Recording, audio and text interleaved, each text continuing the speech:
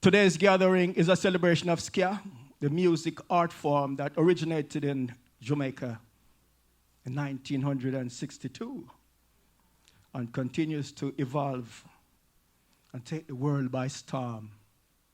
They have Ska bands in just about every... I have my back turned, my apology, my profound apology. I was in Mexico City last week and I met a guy who said they have Ska band in every country. He's keeping track of them in every continent. I said, right, you're doing a fantastic job. We are celebrating the 40th anniversary of the Club and two bands, the Boxboys and the Untouchables. They'll be taking center stage later this afternoon. Oh, yes, indeed. Now, here's what might not be known to most of us, especially on the American side, is that the American Ska was happening at the same time as two-tone was happening in the United Kingdom. They both happened simultaneously. We are honored to be joined by an array of esteemed panelists, followed by two very special live performances. Some of these musicians had not been together for 4 decades. Oh, but they're in tip-top form, I kid you not. And please be sure to pick up a copy of Top Rankin and the Ska album at the downstairs gift store, as both authors, Howard Paar and Marc Wasserman, will be available to sign, whether you brought your book or you purchased it here. But make sure, I know a lot of you have deep pockets. I mean real deep pockets. Pick up a copy before you leave.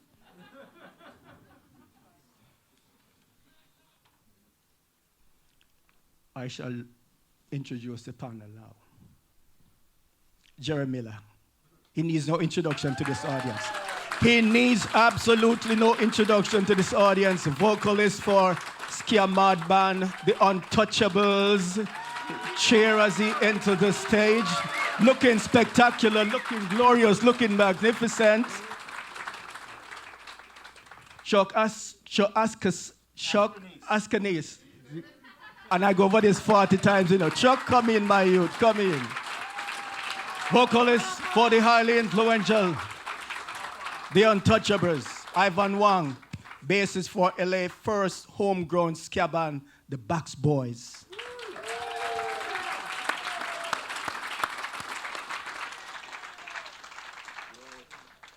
Greg there you go, Greg Sowders, German co-founder of the Boxboys. I've been watching Greg all evening long. A fantastic timekeeper on the drums. Howard Paar. Wow, the Club curator, award-winning music supervisor, and author of Top Rankin and Punk Ska Noir novel. A fine gentleman. And when I say that, I can back that up. Wonderful and outstanding. Marc Wasserman, musician, podcaster, and author of Ska Boom, an American Ska and Reggae oral history.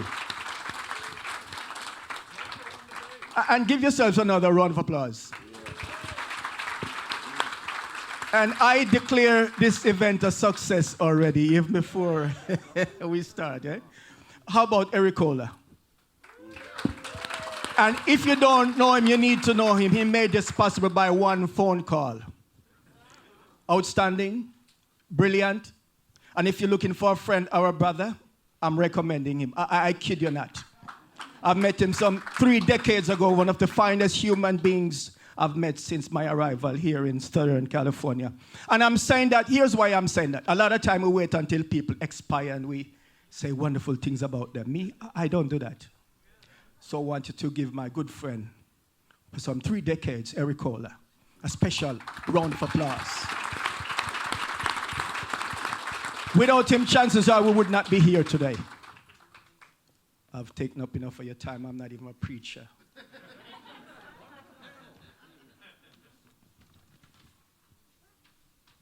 You see why I don't read on stage? Panelists, we're going to start with Marc. Are you ready to go, Marc? I'm ready. All right, sir.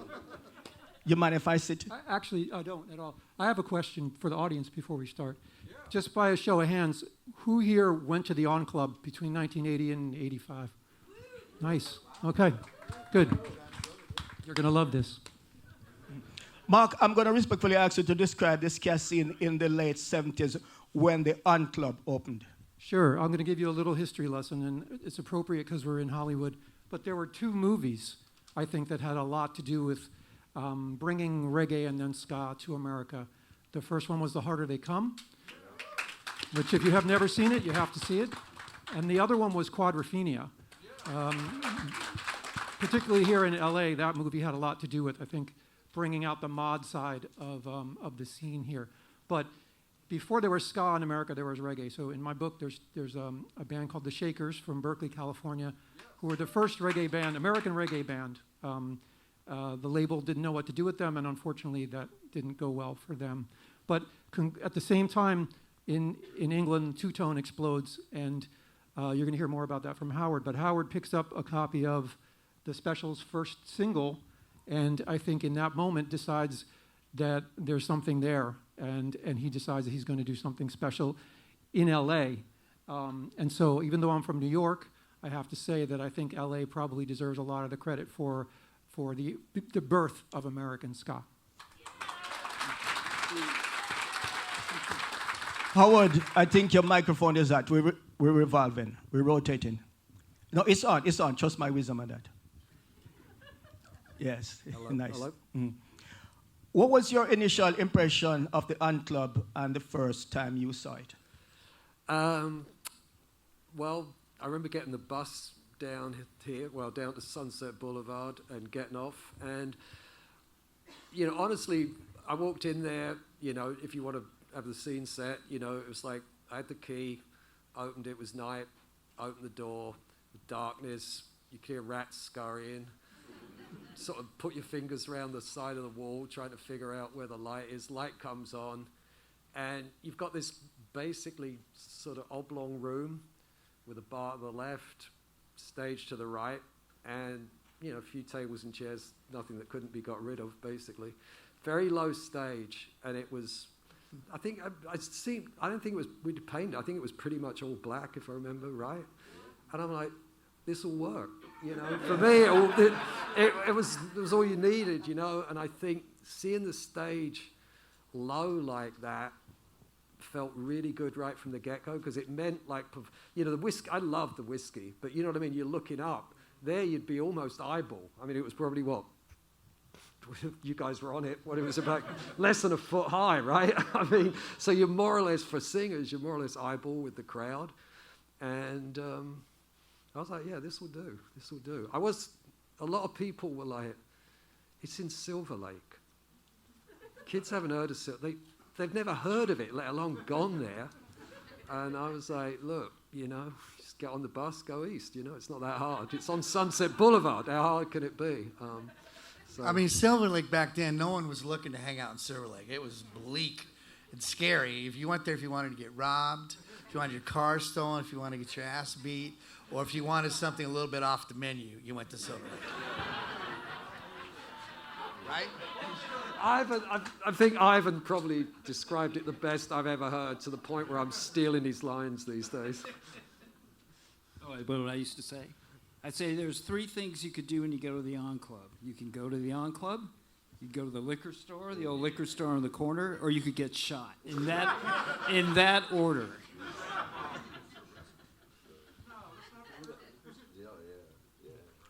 Greg, it's your turn. So why was it important to the Boxboys to be fronted by two female singers, first Betsy and then Lisa? So let me just set the table a little bit of how ska started happening. So the scene in LA, there was mainstream rock and roll scene, but then there was new wave, which was but there was a really healthy punk scene, X, Blasters, Go-Go's, Germs, and I'm missing a lot of people.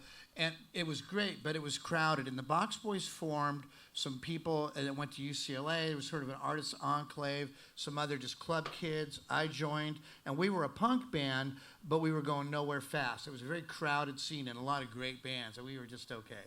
And our guitar player, Monroe, God rest his soul, great, one of the early ska guys, early rude boy, came and brought some records to us and said, check these out, ska records, Intensified Ska, the compilation, things like that. And I had 2 roommates from the north part of London. They were from Crouch End.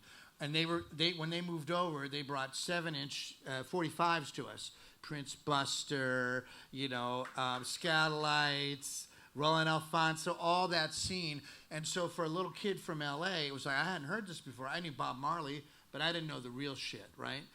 And so they started playing those records, and it all just was kind of a zeitgeist moment. Let's try something different.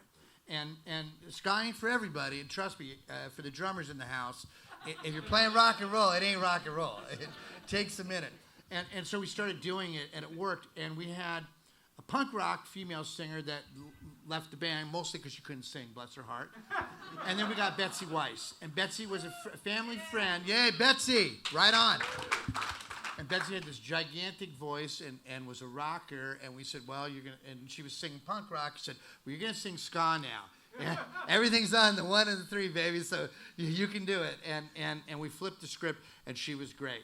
And Betsy did some amazing work with us. We made a single. We built up our following. And then, like every band, people just come and they go, right? One day, you have somebody new. If you want real band drama, we'll tell you later. But but we had a new singer, and that was Lisa Bosch, who's here. And she was another young, rude girl, and she stepped in, and suddenly we had a new singer, and it just kept going and going and going. The record companies could give 2 shits about us. They were looking for the knack. They were not looking for the Boxboys or Missing Persons, but we just kept playing ska. And that's when we met the Untouchables. Wonderful. Yes, indeed. So, Ivan, what was it like to be the only ska band in LA in the 80s? Well, it was odd, as one might think, but the funny thing is we were accepted. You weren't really seen as an outcast. We did shows with London at the Starwood with Nikki Sixx, and I believe you guys came, and I played with my back to the audience in fear that they were just going to heckle us off the stage.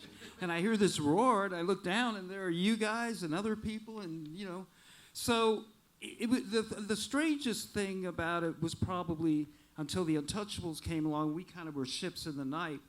You didn't get a lot of support. The support was from the fans. That's what really made it happen. It wasn't like, oh, let's team up with 6 bands. And, we played with a lot of them. We played with the Plimsolls. We played with the Go-Go's. I mean, we don't need to go through the names. But our support came from the fans. It was very, very grassroots. And I'm really proud of that. And I think it was something LA hadn't maybe seen, since maybe the 60s, where actually the control of the bands, well, not control, that's the wrong word, but the bands would rise and fall with their fans. You were as good as your fans, and we had great fans. Nice. Chuck, how important was seeing the Boxboys and the formation of the Untouchables?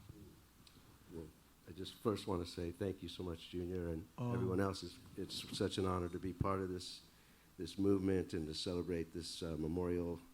It's like a historic event. So the Boxboys, there was Terry and Doug who turned me on to the Boxboys, and at that time there was a lack of dance music to be had in LA, and we were listening to, Supremes and James Brown and all that, and dancing at the clubs. And Fast Freddie was a DJ. Hats off to Fast. He would, Freddie would spin at the Starwood, and we would go support him. And then, so it kind of tied in that at that time we got in touch with the Boxboys, and we would go to the clubs and check them out and dance the night away, and it just lifted our spirits, And we were, they set a fire inside. It was like an inspiration, So when they did stop playing, it was Freddie who said, "You guys are a band. You should just get up and play." He said, "Aren't you guys a band?" And we were like, "Well, not really, but we'll check it out," because there was a hole in it, and it needed to be filled. And it just, so I remember, I'll just say real quick, Howard allowed us to come and check. I guess Clyde gave him a demo of some songs, and he said, well, it's okay. It's garagey, but it sounds kind of fun.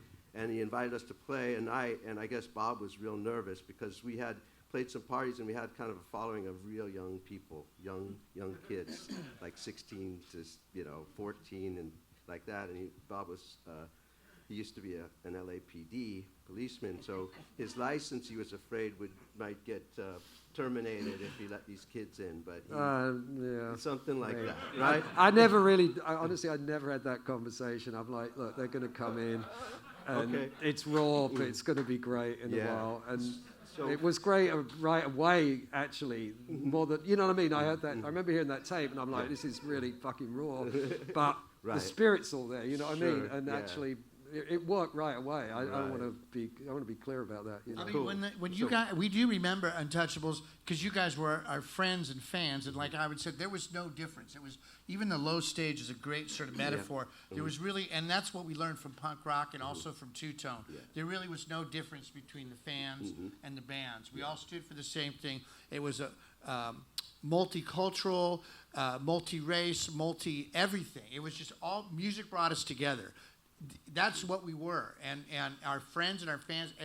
After show, you'd go back to your house. You'd get up on Sunday morning, and half the people that were at the fucking show are sleeping on your floor, right? We're going back to our house, and these guys were always they were friends and fans, and we used to say, just like Freddie said, you should start your own band. You should start your own band. And they did, and they were actually better than us, motherfuckers. We should have told them. Well, I won't cop to that. But one of my favorite memories at the On Club was that the stage was so low, and we called it the House of Sweat. It got coined that name, the House of Sweat, because it was so dark. The walls would just be misty and just dripping with sweat. Right? You're actually, funny enough, Bill Bentley, who coined that phrase, is going to be on the next part of the panel. Nice. So we're going to let him tell that. We'll let that go. We'll let him. No. I mean, but I love that you remember it because that's it was one quick. Night we were there, we're dancing. Right. Howard's spinning something. It might have been my favorite, Desmond Decker.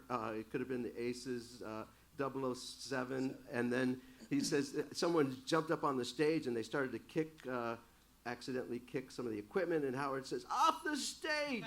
Will you get off the bleeding stage, please?" Over the loudspeaker, and it was just like set everyone off. And it was, whoa, Howard's flaring up. But the fact that you could dance and be part of the show on the stage or off the stage made that place so special. Yeah. So.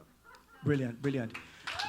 Yes, before I roll the next question to Jerry, thanks for your patience. I'm going to respectfully ask you, I should stand to turn off your telephone. Is that asking too much? You second that, right? Please. Mr. Miller, enough respect, sir. An institution here in Southern California. Just the name, Jerry, man. Talk to us a little bit about how important your friendship with Clyde, Chuck, and his brother, Herman, were in starting the Untouchables. Sure.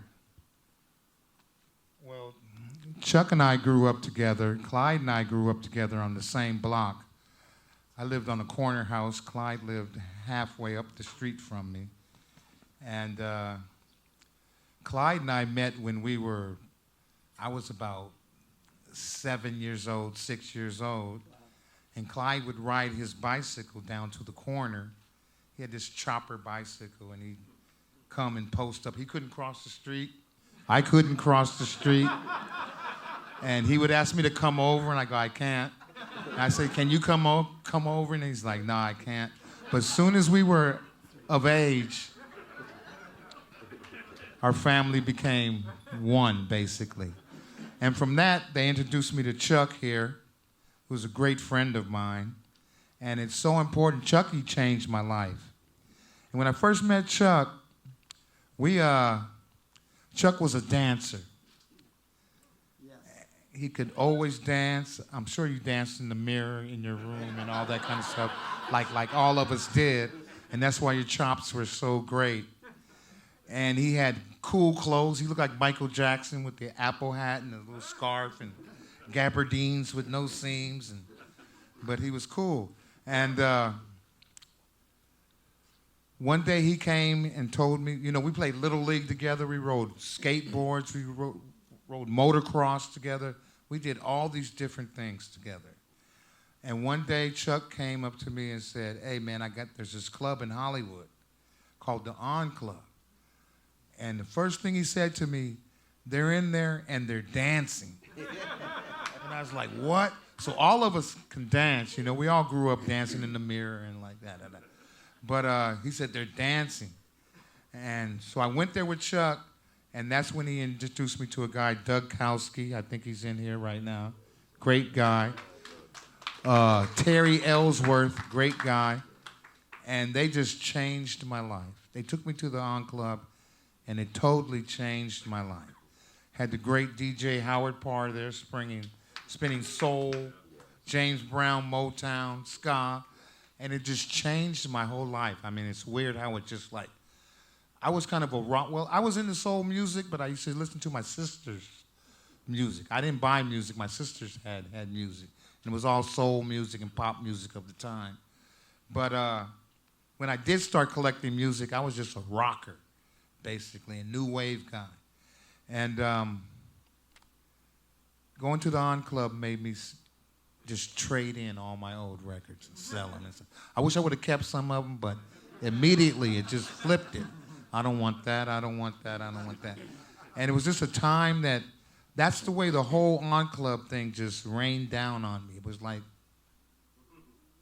sunshine, something. It was crazy. I was hooked. And so then, I mean, there was no mods there or anything. Nobody wore suits except for Doug Kowski and Terry Ellsworth. And Chuck was wearing a suit back then. So I had to do some catching up. But there was a lot of people into it that were just regular people. And how you knew that they were into it, they had these little pins on their shirts and stuff. You know, English Beat Specials, Selector, all that stuff. And as soon as we got hip to it, we just went for it. So knowing Clyde, Chuck, and Herman, it changed my life. My life has been, I mean, it was great before. We all have good parents and great parents, loving parents. But, man, it was a magical time. And being in Hollywood, everything felt like a movie. It was just fun, fun, fun. Serious. Wonderful, wonderful. I promise that the rotation will be massive, massive rotation. Marc, I'm back to you right now. What's unique about the LA scene back then, LA Ska scene? Well, I think what was most unique, at least to me, again, watching it from New York, was scooters. I mean, we didn't have scooters in New York and New Jersey. And the weather. So you guys could just ride your scooters all year long. I think the other thing was the clothes. The style of Rudy's and Mod's out here blew us away. I mean, we couldn't find shoes like this in New Jersey. But everybody looked on point.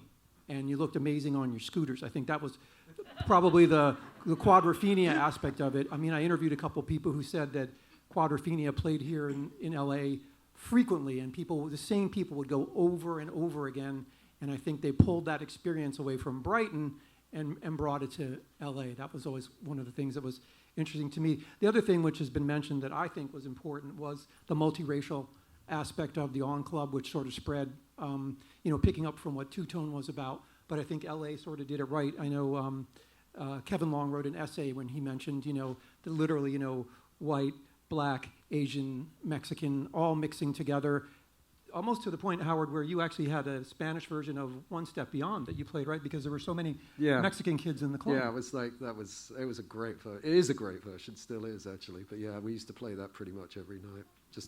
And the kids, because they were neighborhood kids basically, and we were always pretty loose. Like come on in. You know what I mean? I think those kids just felt like it was just everyone was coming and they joined in, and it really added something actually, I think, to the spirit of it. And that song just summed it up. You know what I mean? It was a brilliant version, and it was fun. I think we only had one special effect, which was a strobe. And I love the strobe, honestly. So the One Step Beyond, the Spanish language version, certain songs, but they were always going to get strobed, you know what I mean? I think the only band I ever had come on stage to Strobe was you guys, because I knew you used to be in the midst of it on a dance floor. I think we used it maybe once or twice when the Untouchables came on, but yes, I love playing with the Strobe. Yeah, I would just add, I mean, I think there was just an inclusiveness before inclusiveness was something that was important. Yeah. So, I mean, just look at the Untouchables. It was black and white guys. In a city, you know, that at the time, the police and sort of the segregated aspects of LA were pretty rough. So you had a band that sort of reflected, I think, what Howard was trying to do, but also two-tone, which was about unity. And I think that was probably the most important thing about the LA scene.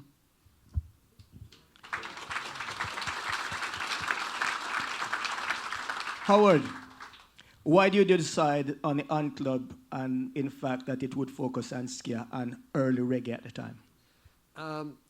Well, seeing this, when that first Specials single came out, it was a sort of... Which one, sir? For the Gangsters. When I'd seen the image of Gangsters, even before I heard it, I was starting to go back a little bit towards some of the clothes, you know what I mean? Because obviously it all referenced original two-tone stuff, original ska stuff in a way, and that in England, what was like late 60s really, you know, post-mod, but more like, you know, the Levi Stay Press, Ben Sherman's, that kind of stuff. And the thing at the time was there were great clubs, and, you know, being an English kid, getting these bands coming through at the Whiskey and the Roxy was brilliant, you know what I mean? But at the same time, like, for instance, the Specials would play, but you'd get there, and there'd be like a hippie sound guy playing the fucking Doobie Brothers or something, you know what I mean? So it's like, you walk in and you're ready, but you're not getting it until the band come on stage. And I think in that moment, I was like, the other thing too, that the punk scene, which Greg referred to, which had been really diverse, was starting to shift into a hardcore scene, which, you know, was quite frankly, you know, for these eyes anyway, it was just extremely misogynistic. It was head cracking. A lot of kids who had probably been playing high school football were suddenly, you know, into this, and it was just boring. And I was like, okay, it's time for something really different. And this two-tone thing was my pure inspiration. There's no doubt about it. I mean, I grew up loving Stax Soul, especially because those shows would come through England probably before they went anywhere much. Well, I met some of the guys later who told me that, you know, they were big in Memphis, but it was really going to England. And obviously that aspect of things was really big too, because, you know, to me, in a lot of respects, I heard that certainly before ska stuff, other than like, you know, Millie Small's Bite Boy Lollipop in '64 as a little kid, you know, but most of that, the Stax stuff was coming, and then the ska stuff was the Blue Beat ska, all that was hitting. So it was all in my head, and I thought they'd combine well together in a club where you'd just basically get one band a night, for the most part, would play 2 sets, and I'd play records in between. And it just made sense to me, and, you know, I think in a way, I was, you know, just obviously reflecting on it now, it's like, I wanted somewhere to go like that, and it wasn't there, so you sort of, you know, you create it and hope other people want it, you know? Yes. Nice.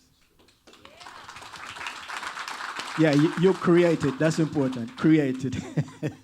Greg, what does it mean to the Boxboys to be written about so extensively in both Howard's Top Rankin and Marc's Boom books?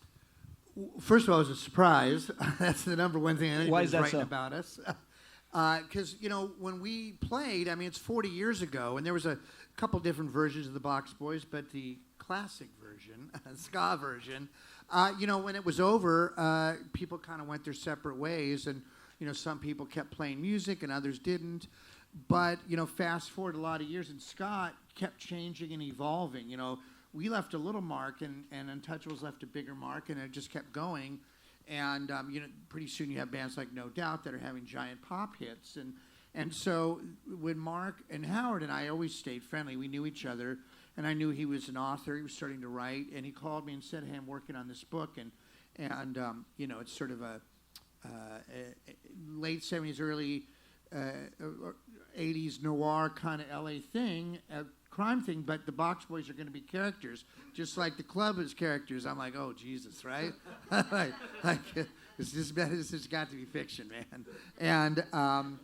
And so he just started writing it and wrote us into the story because it's telling the story of a period in L.A. And there's other people in this room that are in that book too because it just works, you know. Some real characters and some fictional characters. And then when Marc hit us up and said he's doing the history of ska in America, it was interesting because you have to remember back when we were playing, it's pre-internet. So the way you found out about other bands were fanzines, you know, handbills, word of mouth. You had to buy records at the store, imports. You would go on the road and maybe other people would tell you about it. So it was word of mouth. So you didn't really understand that there were scenes going on in other cities. And people weren't really touring nationally, club bands. It wasn't like it is now. You were kind of stuck where you were.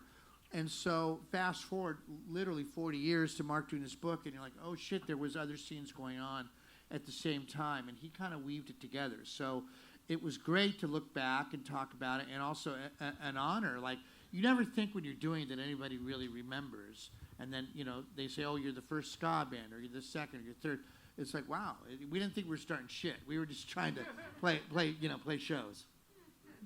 Excellent. You started some good shit.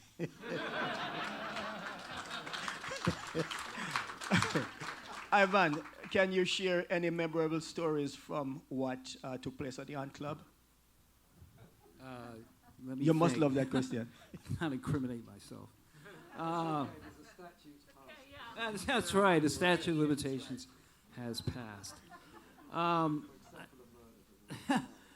You know, the things I remember was the club being packed and, you know, that small stage. And I'll just be honest, a lot of it I don't remember for a lot of reasons. I mean, partially my age and partially the condition we were in playing. But more of that. Yeah, more of that. But the thing I remember the most was standing on the street outside and seeing the crowds of, you know, and you'd go in and you'd do the set, and even though it was a small stage, it just seemed like all I could see were people's heads. So, you know, it was just wild. And the first time I remember we went there, it's like you would there was no light in there. You know, you would open the door and it'd be like, oh God, it was like Dracula's tomb. And, you know, and then the bar was there, and I remember Bob was there, and so we go and we play, and our greatest triumph, the greatest triumph for the Boxboys at the On Club was we sold out all the beer. Wonderful. And that gave us our run to the stars. And we could sell alcohol. And no, we did not get a piece of the bar. Is that right, Howard? I didn't either. So you did like us, and you went down to the liquor store on the corner because it was all gone. You needed more. We're all back to that liquor store. Yes, I mean, it seems like a small thing, but that was what I remembered. It was like all of a sudden we're like, hey, people will spend money to see this thing. You know, it really is something. And I think at that point, that was maybe the moment where I wouldn't say we saw it as a business, Greg, but it was possible, right? The On Club made you actually think, you know, you can do this. I mostly remember getting arrested in front of the On Club for I was standing in the wrong place at the wrong time. Chuck.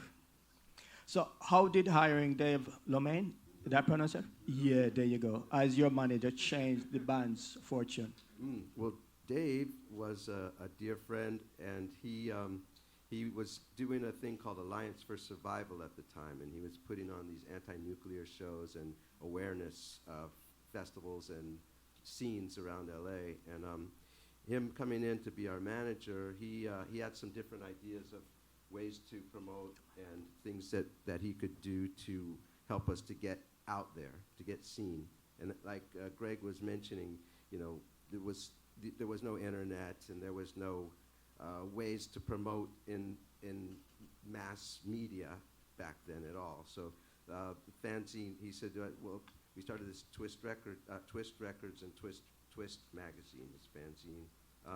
Dave was a real smart and he could use ingenuity in ways that other people he could think outside the box, and that helped us because and he also had other connections. We remember playing anti-nuclear festivals. We played Bob Marley Day. It opened up other doors for us in venues that we hadn't gone into yet.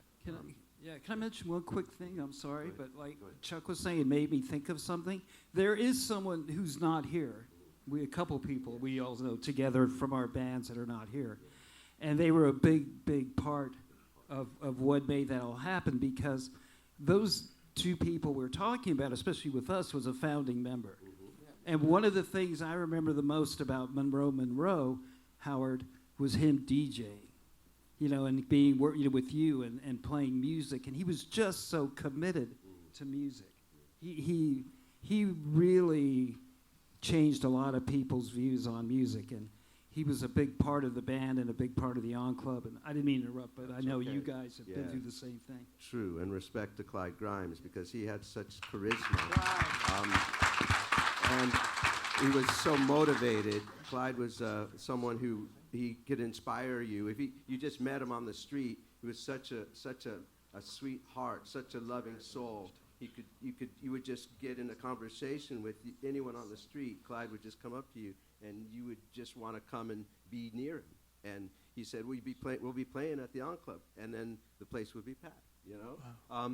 And you asked Ivan a question about a memory at the On Club.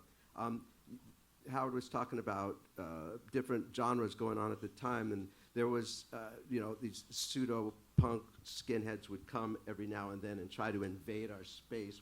I mean, they could have their night there, maybe, but when we were suited up and sharp and there were girls on the floor, we didn't want those guys coming around trying to bump heads. Preach.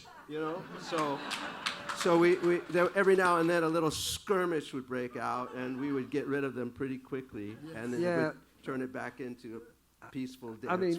Look, and it was almost like sort of self-doing it, right? Because we never really had. We had a door guy, but there was never. I never wanted bouncers, because I think that creates more problems than it solves for the most part. So yeah, it kind of it was sort of everyone took care of themselves a little bit in there, right? And it just got moving on out, and it was very minor. In truth, right? It was isolated. You remember the times it happened because it was very few. True. Mr. Miller. Can I say something about Clyde? Because they just got me thinking about it. Of course. It's just going to be a little short thing. Clyde had this way about himself where he was like a parent to each of us. And why I say that is I grew up with 2 older sisters, 1 younger brother. And my mom and dad made each one of us feel like we were their favorite child. And Clyde had this way of making you feel like you were his best friend. And it just, I know it made me think of that. Just now I just wanted to say it. But he had this magical way about him. And I still miss him very much. Yeah. Thanks for letting me say that.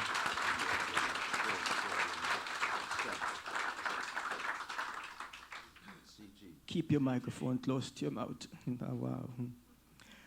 Now I'm going to take you back to September 31st, 1981. What are your memories of the very first show you played at the On Club?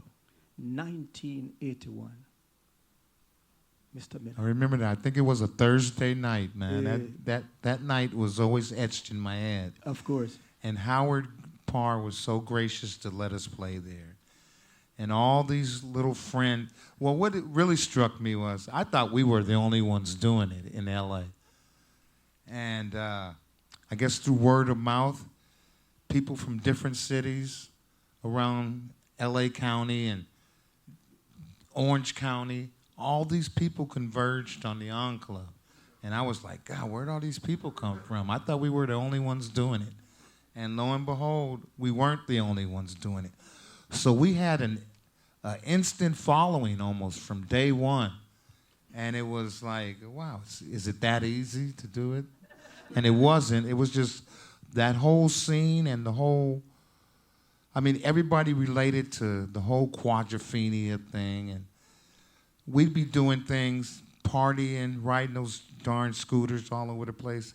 And it felt like you were in quadrophenia. And you'd be at somebody's house and you'd, I'm going through the cabinets. Because that's what they did in quadrophenia and stuff. Oh, I'm fucking up this flowers right here. And it was just something we did. And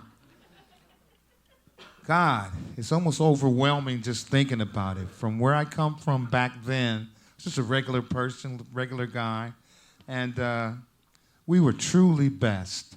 I was blessed with this guy right here, and everything that followed after that is just, it was magic. I can't even explain it. It was just total magic. Feelings mutual. And which Jerry's talking about going from place to place on scooters and different factions coming together, and La Kenyatta Mods, respect in the house tonight. Bruce and my friend Stuart are back here. You know, it's so great. So many, it's all about the connection with people. That's what made it happen, and that's what continues to make this thing go. And love, respect, and unity. Yes, indeed. So, because of the sheer number of panelists, we had to break this into two parts. So this is part one. We're going to take a few questions. We have on or about 5 minutes for questions from the audience. It's virtually impossible to see anything other than the front. Am I the only one who can see? So there has to be a compromise. Can we have some light in the middle so that they can see who has questions for the panelists?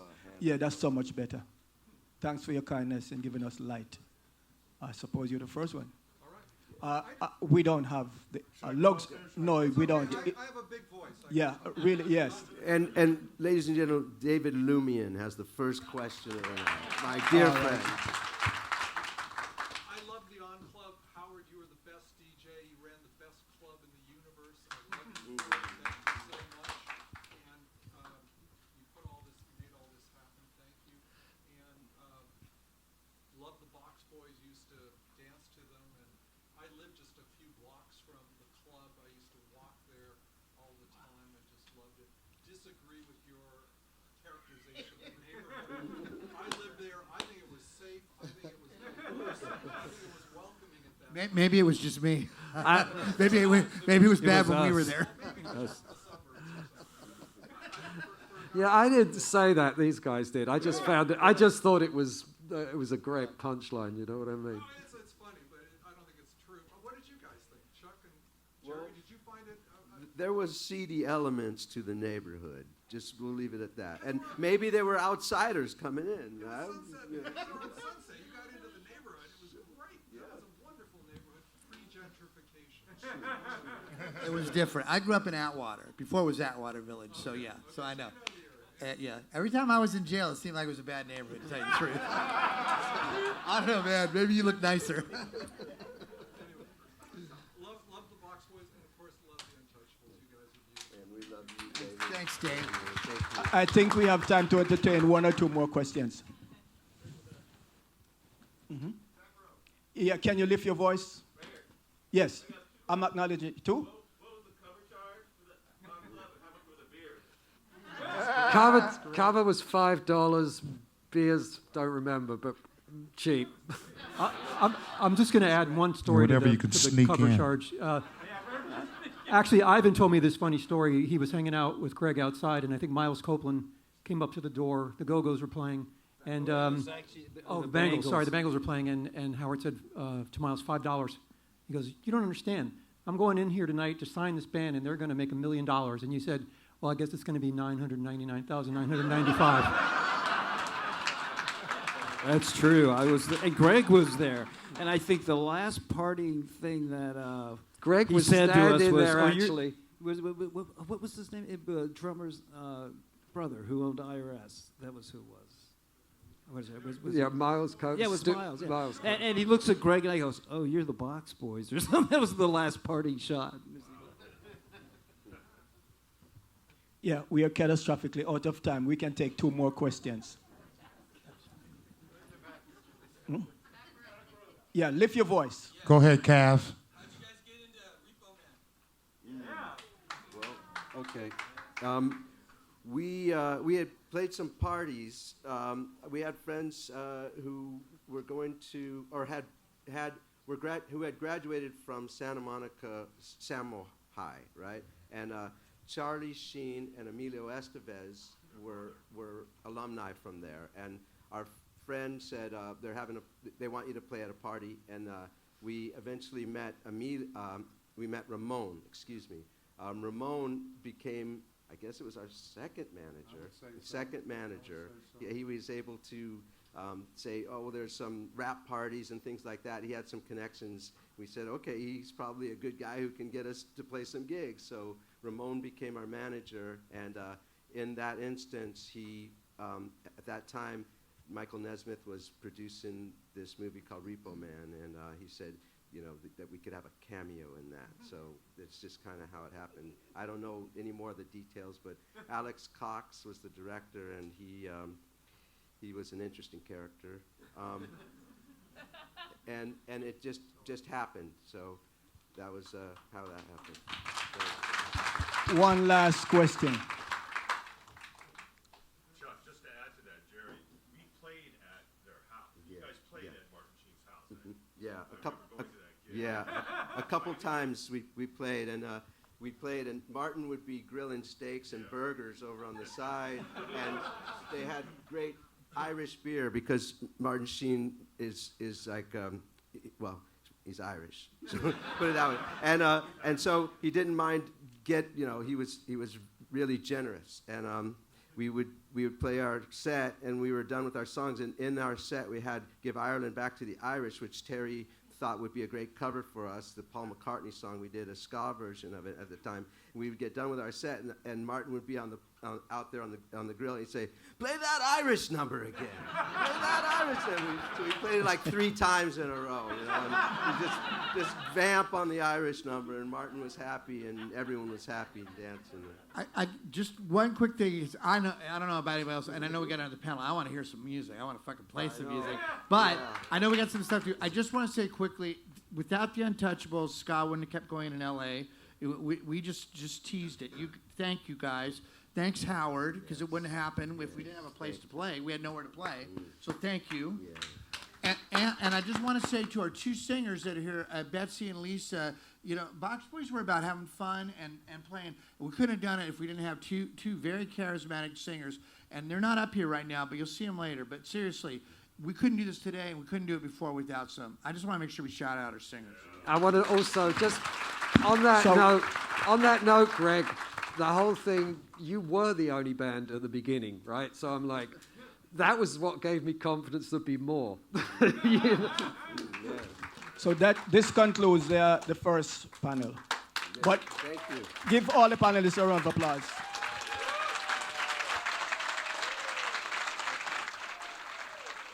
And you would be making a mistake of titanic proportion to leave before the last drum roll tonight. I kid you not. Stick around. In 5 minutes. When I say 5, the timekeeper is real strict. Now, I'm going to call on the second panelist like an angry father call his kids out. Norwood Fisher, bassist for the legendary Fishbone. And as they enter, give them a round of applause. Foundation. Thank you, sir. Greg Lee of Hepcat used to sneak into the Ant Club when he was underage. He brought his kids today, so give him a round of applause, exposing his kids to knowledge that you can't find anywhere else. Karena, I need help with your last name. Sundaram Marcum? All right. Feminist, Indian American activist, writer of the upcoming book, The Making of a Rude Girl. Original. Bill Bentley, former Los Angeles Weekly music editor and author, Smithsonian Rock and Roll Live. Wow, man. My gosh, you accomplished so much over the years. Makes me wonder what was I doing with my time. And last but not least, Laurence Fishburne. award-winning actor, producer, and originator, the Club. And I think we have one person missing. The man who founded the Club. He's from England. Can somebody introduce him for me? Oh, wait a minute. You got it? You got You got it. Go ahead. No, the only person talking should be you.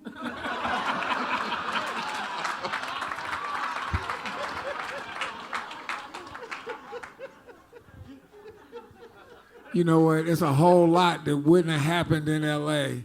I kid you not. with the Club, Howard Paar. You blissed out the spot. The Los rightness of Angeles, time. Please come up. Los Angeles. The rightness of place, Los Angeles. The rightness of place, the Club. Give it up to Howard. Talking about a true visionary. He is one. A man who is driven by humility. I don't know about the past, but the present. I can only speak of now. And he walks humbly, with gentility, no animosity, just love. Thanks, man. And thanks to your parents. I mean, they allow you to come to the United States to do something that was never done in this country before. Play ska, rocksteady, reggae. Wow. Soul. My goodness. One more time, man. Sure, Howard.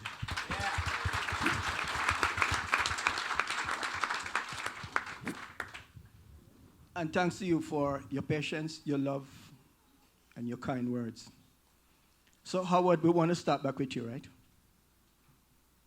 Where the idea came from to start the Club? Well, I don't know if there's some. Was there a similar club in England that you attended? No. I mean, look, I'd always loved the idea of having a club, you know what I mean? Certainly clubs influenced me in London. I think the Roxy in London, which was the opposite of the Roxy here, which was very briefly lived punk club in Covent Garden, 76 into early 77, where a lot of great punk shows played. And Don Letts used to DJ there. He would play a lot of dub.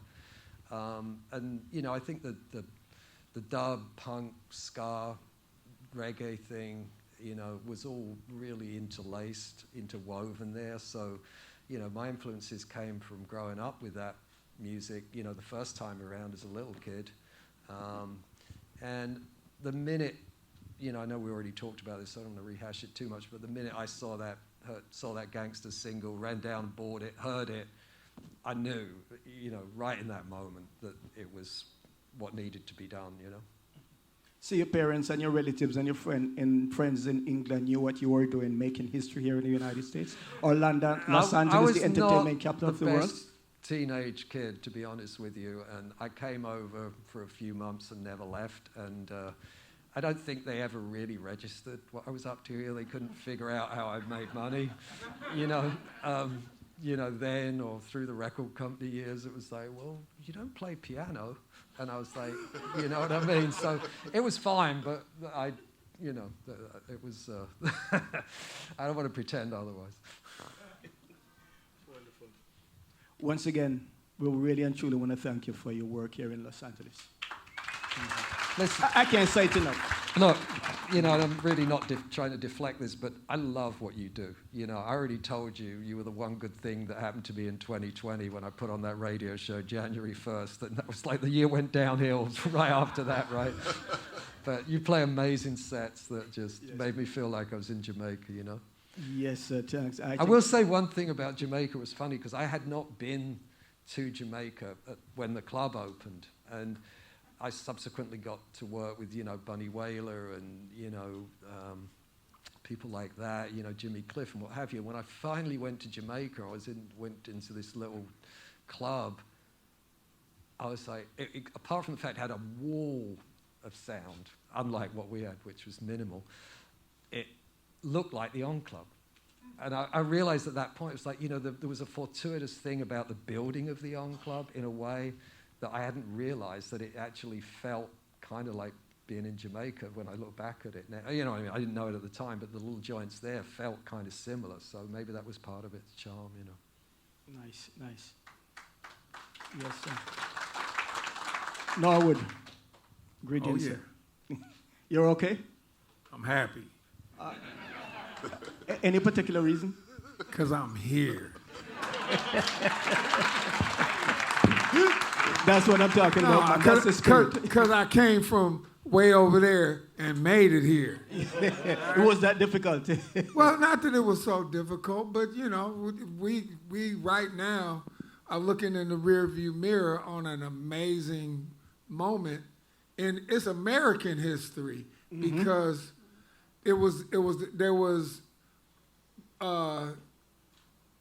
what happened in LA, what happened in New York, and maybe some other parts of the country, but maybe LA and New York were the biggest impacts on the rest of the planet. What actually just was incredible, and it starts with the On Club. That's right. You know, it was you know, because I just turned 56, so you know, in '79, my band just started to play. The guys that would be the original members of Fishbone only began to play together.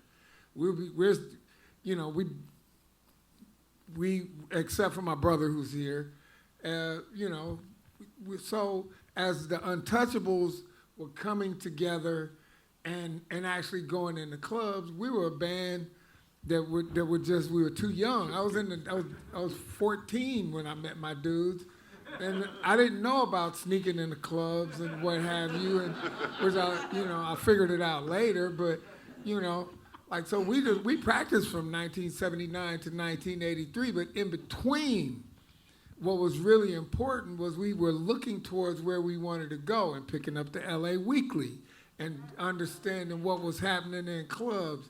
I collected LA Weeklies. I had the second edition, like I had stacks of them in my closet. They're gone now, but that was the roadmap that we were kind of figuring out where we wanted to go, and we saw what was happening at the On Club and all the clubs, right? And what people were writing about bands and whatnot. And I remember, you know, seeing the name of the Untouchables in the paper, and beginning to get a grasp of it. I think my whole band went to the Fox Theater in Venice and saw a double feature of Decline of Western Civilization and Dance Craze. And that flipped our lids, right? But before that, like, cause the Fishbone history, like, we was just, you know, kids in the hood doing what came natural, and rock and roll was a part of our foundation. But in '78, black radio in Los Angeles started playing reggae music. And late at night, wake up to take a piss in the middle of the night, and you might hear some Bob Marley, right? But it was just late at night. And 78, 79, that was happening. And so we were kids, we started playing with those rhythms. It was also because the first, like, big hit from a Jamaican artist in black radio was Third World, Now That We Found Love, right? And then after that was Still Pulse. And Stevie Wonder had KJLH, so Still Pulse is now on the radio. And you know, you get sprinklings of Bob Marley still, but Bob Marley, I don't think ever was like banging on LA radio. And then maybe after Still Pulse, I believe we discovered Black Uhuru, right? There was probably some other stuff in there too, cause like Eddie Grant and there was like but we were all opening up to this thing, and then. So we were playing with these reggae rhythms, we just kind of experimenting, and punk rock was a curiosity. Our original guitarist, Kendall Jones, had a cousin named Ira. Ira was a bouncer at a punk rock club called the Vex. And Ira would take Kendall to the Vex. sometimes. Kendall was freaked out at what was happening. I remember him coming back going like, the devil's in there.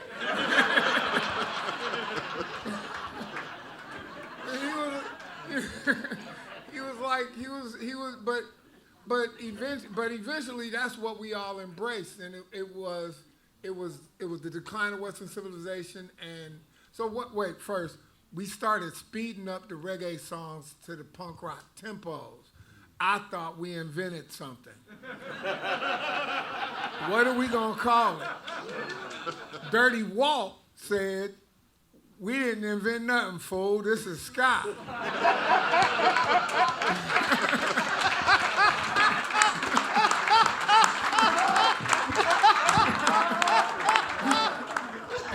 And the next day, because we was rehearsing at my mom in my house, where we grew up, and the next day or 2 days later, he brought the selector and he brought the English beat, and we sat up and we listened to the cassettes of both of those bands, right? And I was like, okay, I'm down with this. Then we saw those movies, and then we started looking to see what was happening in the clubs, just reading the paper, and the Untouchables were actually, like, you could see what was happening.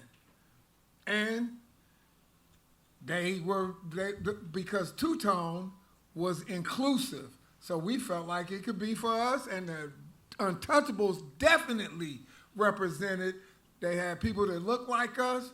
We was like, okay, we need to go see the Untouchables, right? And we couldn't figure that out for a while. Amazing. Yes, Mr. Lee, Greg Lee, no stranger to this stage. Yes, indeed. Tell us about your baptism into the ska movement and the formation of your band, Hepcat. All right, yeah. Well, before that, I want to thank everybody on here and everybody who was on the first panel. I mean, without these people, there'd be no Hepcat. There'd be no me. You know, like when I first went to go see Fishbone or the Untouchables, it's like Jerry was saying before, like, it changed my life. You know, it's funny watching someone else make that same testimony about ska that I make, but it isn't me, because I always say that, like, yeah, it changed my life. Jerry was doing the same thing a little while ago, and it's so true. And right now is like full circle, you know?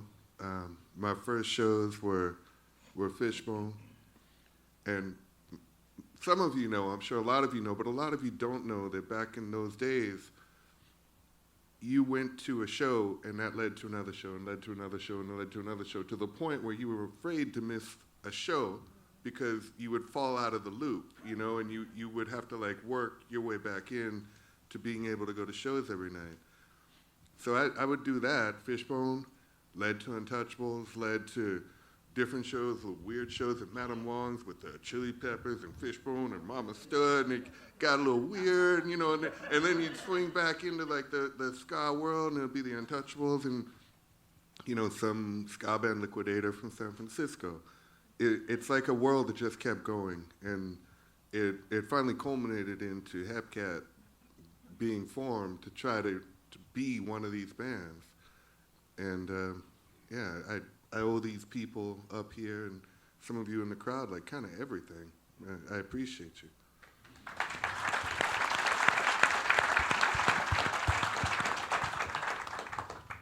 And it's well accepted by the audience, as you can see the response. What was the question again? Me?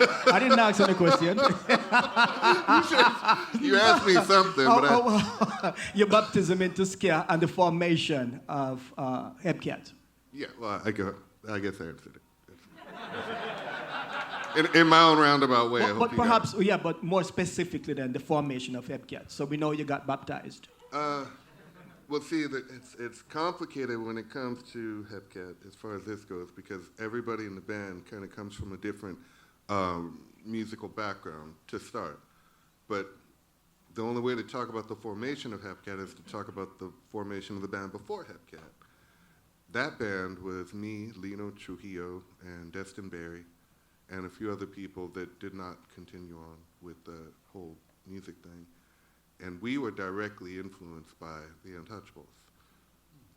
We went to the Untouchables shows, we went to Fishbone shows, and as the Untouchables began to play less, Fishbone at the time began to play a little bit less, we saw that we wanted to have something that we could continue that tradition of people being able to go to shows. And the best thing that we could see that we might be able to pull off is that music we loved in between the bands that the DJs spun. You know, because we had at the time, our contemporaries are like No Doubt, Donkey Show, yeah, bands like that, you know, that from that period, those are our kind of contemporaries. But in between those bands, they'd play like old rock steady and reggae and ska. And that's where we figured we wanted to try to aim ourselves at three-part harmonies and really cool, you know, kind of tricky lyrics, you know, have fun with the whole thing. So that's how Hepcat kind of came into the fold. Wonderful. And on or about what year was that for the benefit of the audience? Roughly like 1986. 86. Yeah. Still together? Yes. Congratulations for keeping the work going. Yeah, man.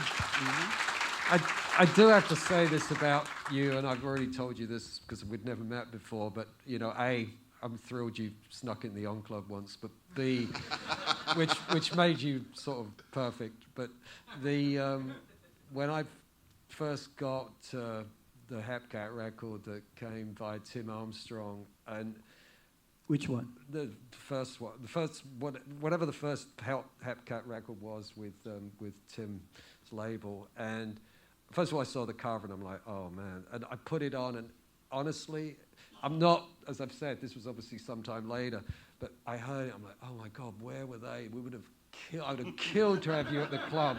You were like quintessential, exactly on it, and no one quite did it then. I mean, you know, in the club days, as well as you did it, and I love what you've done all these years, so thank you for that, you know.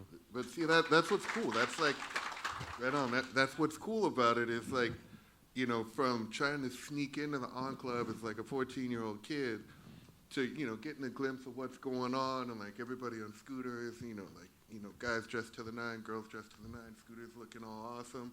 From just seeing that to coming all the way back around and like, we would have been the band could have also played there. Yeah, you know? I mean, I love that you were influenced by the earlier records rather than, you know, obviously the two-tone thing directly, because it sounds like it, but in just your own, you know, you've taken it for yourselves. It's beautiful.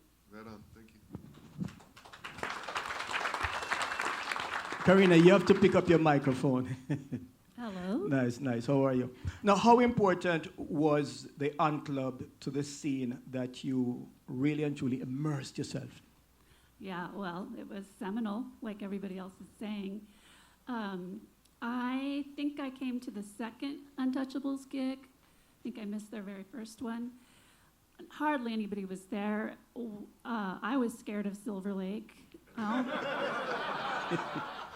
I almost didn't get out of the car that night. But the dancing shoes on the sign lured me in.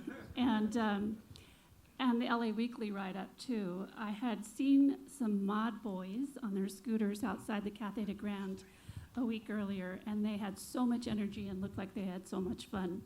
And I liked their style of suits and their scooters. So I had never heard of the word ska before. I noticed that Jamaicans pronounce it skia, which makes it sound a lot more like the music. But when I saw the word ska in the LA Weekly, I thought it was a typo. What got me was it said that they played soul music and reggae, and people danced at the On Club. So I was like, okay, I have to overcome my fears as a young woman who barely knew how to drive in Silver Lake.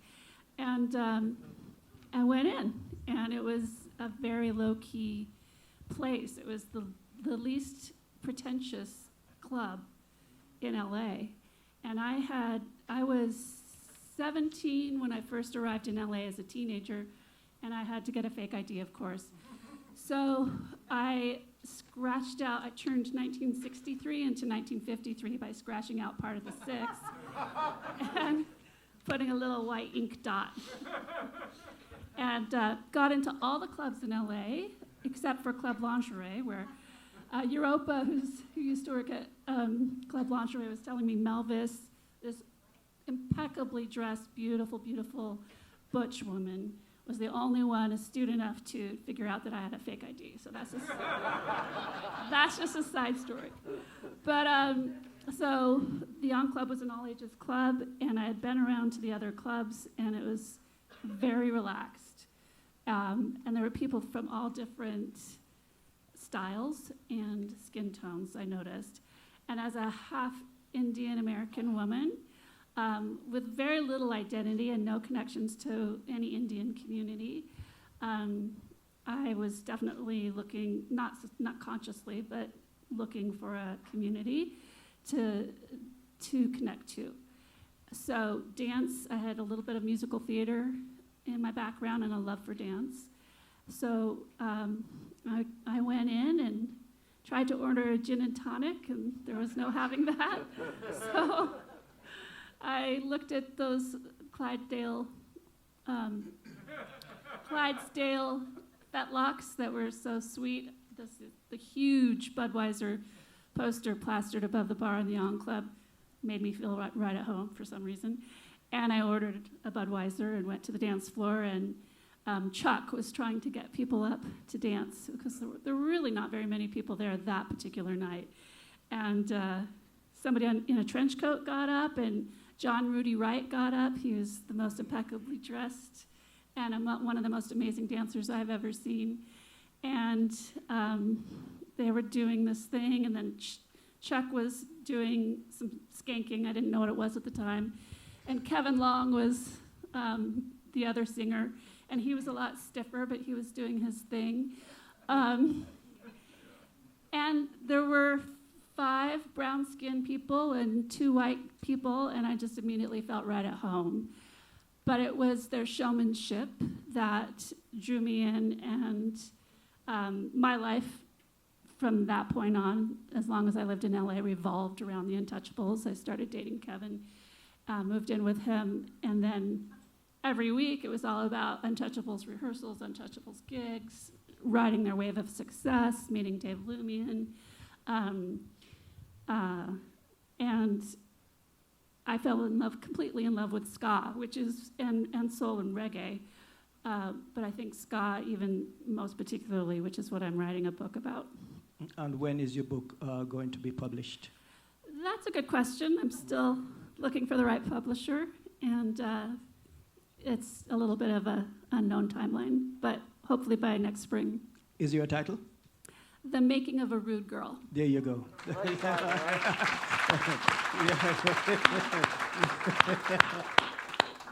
Bill, nice one. Now, during your LA Weekly days, you famously called the On Club House of Sweat. Yeah. You're taking that back, or it still stands? No, All right, talk about your experience at the On Club.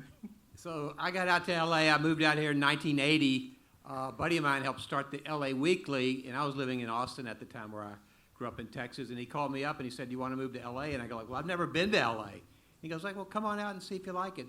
So I got out here, and it was truly like the spring of '80. It was like the inmates had taken over the asylum completely, because there was so much music in this city. There was like 40 or 50 clubs, and as the music editor of the LA Weekly, my gig was to go to all of them that I could.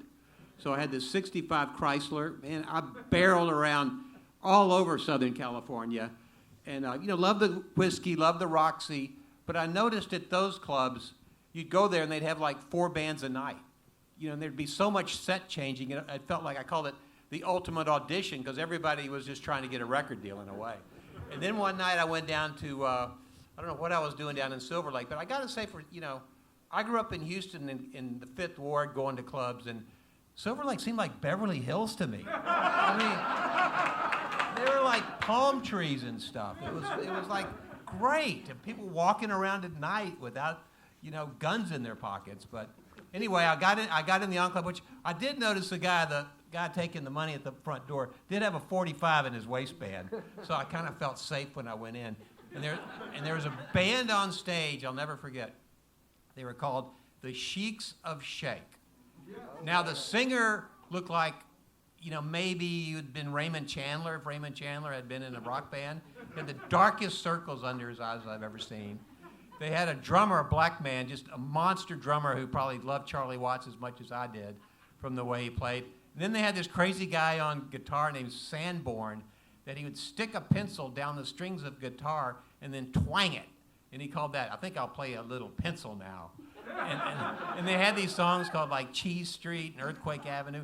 I just fell in love with this band. So I started going to the On Club at the end of my running around every night. I'd go to about 9 or 10 clubs on weekend nights. And the only way I knew how to get to the On Club, though, because I was still lost in LA, I'd go down the 101 freeway south, and there was a big sign for an extermination company. And I go like, you go to the exterminator, you get off, you go left, and you go right, and you're at the On Club. Because, you know, I used to end up in tears getting lost in LA when I first got out here. They didn't have freeway feeder streets. I didn't know how to find the way you got on the goddamn freeways. So I was just a wreck. But once I got to the On Club, I knew I was home, because usually it was just one band playing. And everybody there was so friendly. I met Howard real quick, and the guy at the door with the gun was real sweet. I told him I worked at the LA Weekly, and he said, well, you can get in for $250, which I thought was pretty cool. He had guts. I thought we actually, that was you guys were the only people we comped, because we didn't comp anyone except, well, kids who didn't have the money, journalists. I think that's always why there were so many. I didn't know what a comp was, though. I was kind of a hillbilly, you know. In Austin, you didn't ask to get in free; you get your ass kicked. I didn't even know about I truly didn't know about that 250. But eventually, really yeah. Funny. So Howard and I just started loving the On Club, and you know, I had been a big reggae fan, but once the ska, I started a few ska bands, and I would love to pull up and see all the scooters, man, and just like they were like large insects on 2 wheels, and the kids running around. I just felt like I was about 12 years old, and I did fall in love with that place, and I would go there almost every night at the end of my running around. And then Howard let me, one time I brought a band from Austin called the Fabulous Thunderbirds out, and we had a private show. We sold tickets. I remember Top Jimmy had become a friend, and he threw a fit that night and threw the mic down on the floor and broke it. I don't know what was wrong with that, but I just had so much fun there that it became like my second home. I almost could have walked there once I figured out where I lived. And, there's one time I got lost, and all I could find was the Pioneer Chicken Stand on Western. I'm going like, oh my God, I'm going to die at the chicken stand. But anyway, it was so much fun. I look back at those days, and there are moments sometimes I'd go like, why in the hell did I move to LA? You know, and then I'd go like, well, there's always the On Club. So, and you know what, Howard, we've been friends for now over 40 years. So thank you so much. I know, and I'm just putting it out there. I've started to hear some of Bill's stories, and he's next up for the book, right? I'm throwing it out here because he's got to do it, and any of his friends who might be here need to keep that pressure on him, because I want to read it.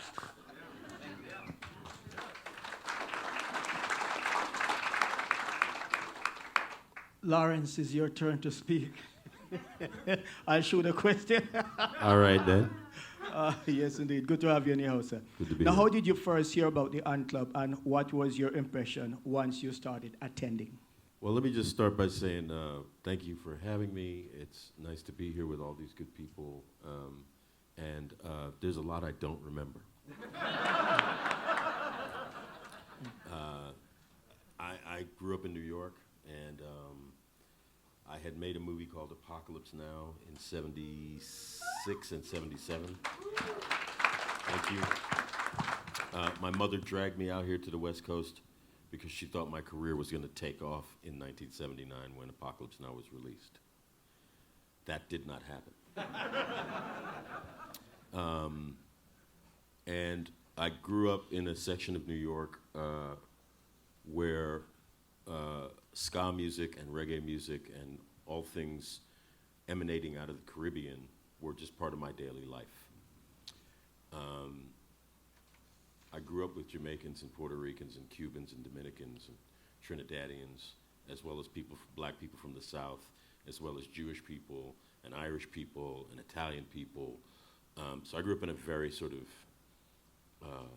inclusive and diverse community in Brooklyn, New York. Coming to live in LA was culture shock to me. I had been exposed to so many different kinds of people and so many different kinds of culture and music that I found LA to be quite polarized when I got here, even as a teenager. So in '79, I'm 18 years old. I'm in a movie that's the biggest movie that's ever, it's the most expensive movie that ever been made. And because of the color of my skin, I can't get a fucking job. But I can dance, and I've found friends from New York who live in Hollywood. Europa, who's here with us tonight, and I met through Francis Coppola, and she was DJing at Club Lingerie. And I was her tag-along. If I go with her, I was fine. It was cool. I could go anywhere. But if I was on my own, I couldn't. For example, I could not go to the Roxy. I could not go to the Whiskey. I could not go west on Sunset Strip because inevitably it would be whoop, whoop, whoop, whoop. Where you going? Because of the way I dressed and the way that I looked, right? Because I was a skankster. I was a stone skankster. I had a big fucking radio like this, and I looked like I came out of Brixton in London. And I would play specials, and I would walk up and down Hollywood Boulevard. So I don't know how I discovered the On Club, but I discovered it. I figured out why. I got there. It must have been seeing the Untouchable signs, because there were Untouchable posters everywhere all over the city. Like I get on the bus in South Central, and by the time I got to like, I don't know, Pico, I'd start seeing Untouchable signs. And I'd be like, oh, I know what that is. So I would go to the Untouchable gigs, and I simply went to the On Club to dance. You know, and every night they would play my favorite tune, which was Baggy Trousers Madness. And I would just completely wig out, you know. And it was just, you know, it was home, it was comfortable. I was on the bus, so I was envious of all the scooters that were outside, you know. At first I'd get there and there'd be like 4 scooters. And then as time went on, sometimes there'd be like 30, 50 scooters outside the On Club. And they were all straight out of Quadrophenia. I was telling Howard that I had watched the Who's movie Tommy as a 12-year-old in New York, 12, 13 years old, and fell in love with that movie and the music, but largely because of Tina Turner and Anne Margaret, who for any teenage boy at that time was a walking wet dream, you know. And then subsequently, I watched Quadrophenia, and I fell in love with that movie and the music in that movie.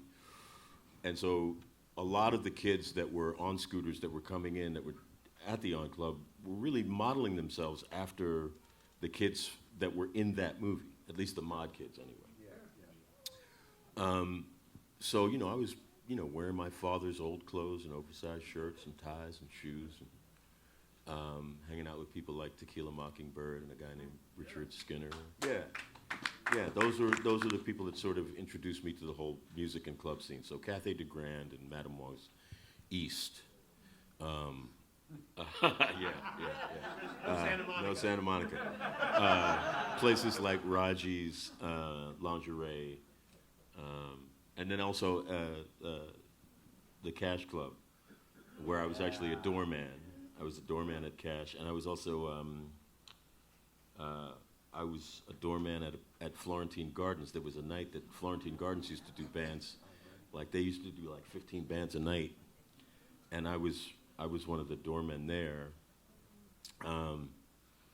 Almost got my ass kicked one night. That was fun. But that's, I mean, you know, I was just here, and I was unemployed. I couldn't get work, even though I was like in the most incredible movie that had ever been made. But I found that I was, you know, I fit in. It was a place where I fit. I wasn't going to be subject to getting arrested and rousted by police. I wasn't going to deal with, like, you know, funny looks from, you know, other kids that didn't get who I was. You know, it was nice. It was fun. Yeah. Thank you. So, Howard, were you harassed a lot by the police and the establishment for letting people like Greg underage? Yeah. I mean, you know, funny, Laurence and I were talking about it before as well, but you know, I grew up in England. You know, I was going to see bands at 14 in back rooms of pubs and stuff. And there, if you sort of looked, you know, there was no IDs for one thing. And when I got to LA, it was shocking to me, the 21 thing, first off. I couldn't get my head around it. And with the On Club, I mean, look, reality is to me, it was never going to work without teenage kids in. That was the energy, you know what I mean? I was barely out my own. And, you know, it was like, it had to be that way.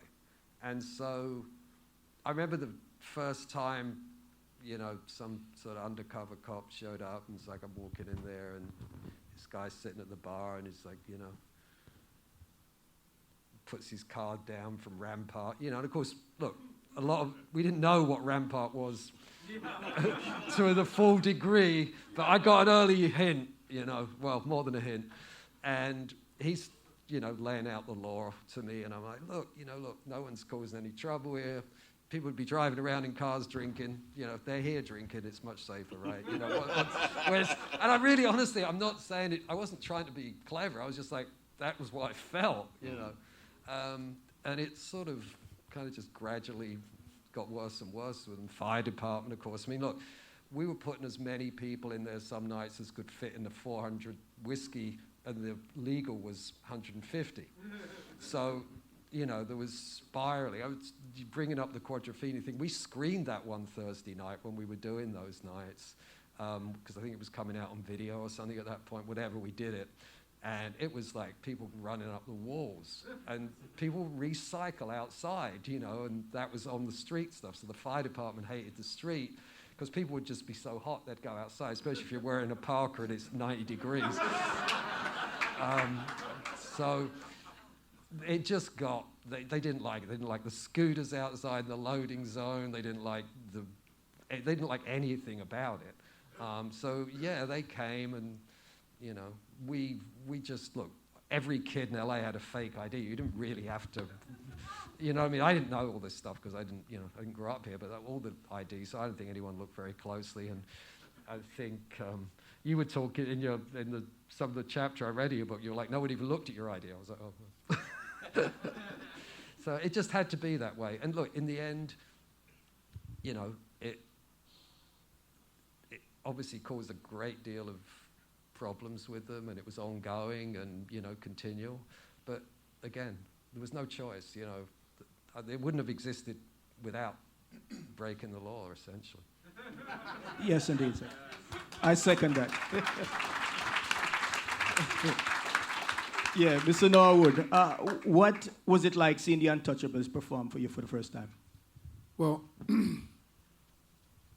one, it was like the first time. It seems like just about everybody that would be Fishbone, we didn't have a name at the time, but we were all went to, the Untouchables, by the time we saw them, they had a residency at the Roxy. Yeah. And one, like, we wanted to go, and then one night we figured it out and got our asses up to the Roxy and caught the breeze of what was happening, and the breeze was blowing hot, heavy, and hard. It was one of the most badass shows we had ever seen. You know, I mean, I give it up to the Untouchables. They meant a lot to the development of Fishbone. It was about Clyde. You know, Clyde was the cleanest dude in the city. You know, And the nicest. Yeah. He had his style was impeccable. You know, Chuck. You know, like we admired them dudes. You know, and so we went and we danced all night. Was in high school, went to school the next day, and talked about it all afternoon at lunch. You know, so you know they seemed to just we weren't going to clubs on a regular basis. We didn't really know how clubs operated. You know, we would, you know, so, but reading the LA Weekly, you kind of see someone's growth, and yeah, so it was impactful, and you know, they were a band that we aspired to play with, right? We thought that we'd make a good show together, and eventually it happened, you know, and that was, but hey, it was like the On Club, right? Like that was. Like the On Club, the bands that we saw at the On Club, because the Untouchables were beyond, they didn't really do much of the On Club by the time we started playing the On Club, right? So I don't recall seeing the Untouchables there. They were kind of like they were there like weekly when I was going. Right. They were like house band almost. Right, but they moved that to the Roxy. And then they just kind of grew they grew larger. I mean, Jerry and Chuck would know better than me how many times they went back to the On Club, but I just don't recall that. I remember seeing it at Untouchable shows? Yeah. Okay, yeah. I don't remember everything. I remember a lot. Like I said, there's a lot we don't remember. Yeah, I don't remember everything. But I do. But you know what? It was like our introduction to the but it was a band called Planet 10. Yeah. That we became friends with, that really maybe kicked open the door for us to really play at the On Club, and from there it was just like we were too young to be there. I know my brother was too young to be there. We didn't have IDs even. But we played there, so we got to go in and see the Rebel Rockers, Babylon Warriors, and Idrin, Boss Skank. Name them. The Skanksters for sure. And what, Tony Rugolo and The Question. Yeah. Huh? Oh, wow. See, you beat me with that one. I might have missed that, man. I might have been there, but I forgot. But it was just we saw and related with so much music. That's all I want to say. And you know, bands that came after the Untouchables. There was many. The Circadian Rhythm. Right? But anyway, yeah, we're going to have to do this again. For all of that. You know, in the words of Gil Scott-Heron, Big Ben is time, and we can only, I can only ask one more question. I'm going to shoot that to Laurence. Now, you narrated a powerful documentary, Everyday Sunshine, the story of Fishbone. Tell us a little bit about that. Yeah, I was asked to, narrate this thing. And you gladly accepted the invitation? Eh? Absolutely, yeah. Of course, yeah, man. Tell us. I was a big Untouchables fan because I was at the club pretty much weekly. I was also a huge Fishbone fan. When I found them, and I can't remember how I found them, but I did, and I fell in love with what they were doing. And we've all been friends for, 40 years now? Brendan Mullen. Was it Brendan? Rest in peace, Brendan Mullen. Yeah. So I was asked to do the narration. Of course, I was happy to say yes. And, there were a lot of things in the documentary that I didn't know. I didn't know your history and how you guys got together and all that stuff. But yeah, it was nice to be asked. It was nice to do, and here we are, and we've kind of reconnected after a lot of years. And so we have we might actually have some things up our sleeves that we'll actually do together. Wonderful. Wow. Let me tell one more funny thing. I'd been going to the On Club about a year, and one time Los Lobos started playing there because they'd gotten a few gigs around Hollywood, and they got one there, and I went there, and I went in the restroom, and Duck Dunn from Booker T and the MGs was in the restroom. I just about fainted. Thought like that's one of my favorite musicians of all time. So we started talking. He said he was there to see Lobos, and we talked in the bathroom about 5 minutes. And I'll never forget, this guy came in and he said, you know, you guys might want to move this over to a club on Santa Monica Boulevard. You've been in here a long time. I said, yes, sir. Yes, you had the last say on that. So we have time for, I think, one or two questions at the most. Can we have some light in the middle and the rear? Thanks. Just 2 questions. I allowed you to call. You call the shots. You're part of this. Not so much a question as it is a comment, but I'd like maybe some of the panelists to elaborate. I think the one thing, I'm 55 years old, so I was one of those young guys back when this scene started. And it was the accessibility of the artist to the fans that I think set it apart. I mean, I remember PV High School, Untouchables playing there, and me volunteering to carry Clyde's guitar in so I could get in free. I ended up having to sneak in. I remember driving up to the Hollywood sign and seeing Greg outside of his garage working on his scooter, and my son had never met him before, and having a conversation with him. Walking down Cahuenga outside the Continental Club, and Fishbone's playing, and seeing Angelo outside hanging out and bringing us in to get to the show. And I thought to myself one time, not really being much of a musician, I want to be on the stage with those guys one day, and did get the opportunity. Olympic Auditorium, opening for the Dead Kennedys. I was on that stage with you, on the stage, in a different capacity.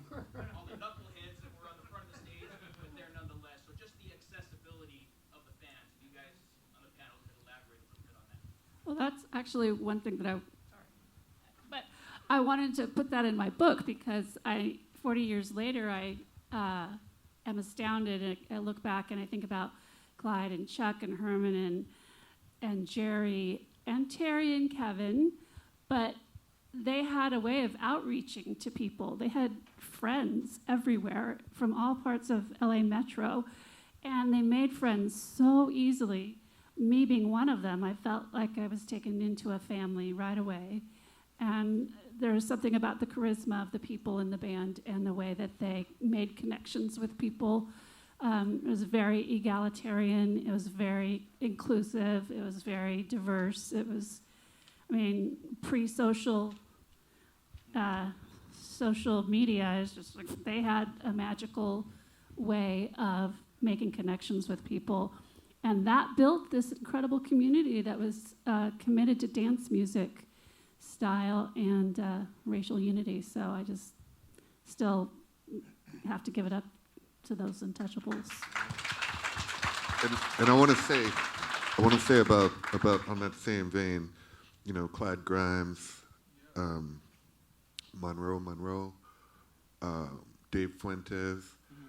I'm realizing, I'm getting goosebumps right now. I'm realizing that these are like all the same spirit, these people, because I know when I was a kid and Clyde just, pulled up, hey, what's up, man? Blah, blah, blah, this is going on. Why don't you come down and bring your friends and hang out? You were like, yeah. But it wasn't just me doing that. It was like the guys next to me thinking, I want to be just like that guy. and then the next thing we went to, we're just cruising around high schools.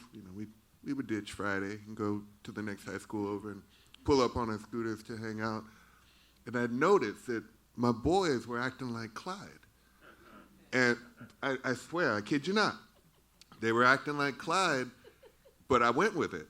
Because what they did was whatever party we were having, whatever scooter ride or rally we went to, were like 3 times the amount of people because they picked up this Clyde vibe. And it's almost like the Clyde vibe just kept spreading and spreading and spreading.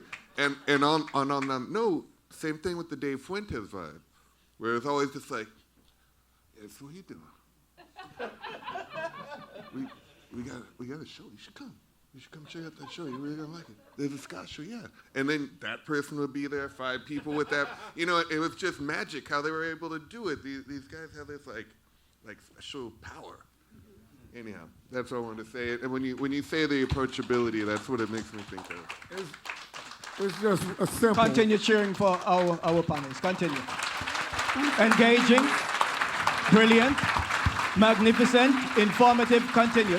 Can you guys continue to cheer? Continue. Continue. And how about yourself? So, coming out here tonight or this evening, as the case may be.